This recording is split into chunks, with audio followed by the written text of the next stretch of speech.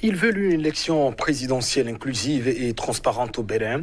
Au lendemain de la publication de la liste des candidats retenus par la Sénat et qui ont déjà passé leur visite médicale pour la présidentielle, plusieurs associations de jeunes se sont engagées dans un creuset pour dénoncer ce processus qui se poursuit encore une fois, excluant les candidats de l'opposition.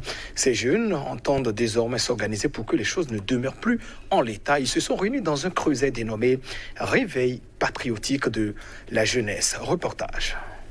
Une démocratie qui a permis à un exilé politique de revenir dans son pays et de prendre le pouvoir d'État des mains de celui qui l'a contraint à l'exil.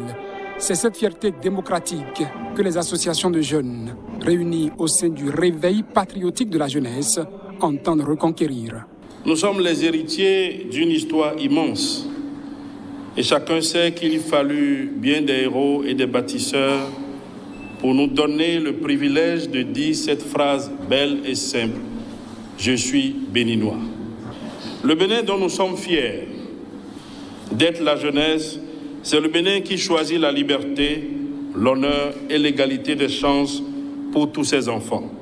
Notre jeunesse se rassemble aujourd'hui contre le drapeau noir de ceux qui veulent compromettre la paix. Un drapeau noir qui serait hissé depuis l'avènement du régime actuel qui conduirait le Bénin à une énième élection exclusive, celle présidentielle. Un deuil pour la démocratie, un regret qui suscite une colère à peine voilée dans leur verve. Le Bénin a perdu, sous le régime du président Patrice Talon, sa culture démocratique et les valeurs du dialogue et du consensus qui ont permis jusque-là à notre pays de réaliser la paix. Tous, nous n'avons pas manqué de dire combien nous souhaitions des réformes bien pensées et opérantes.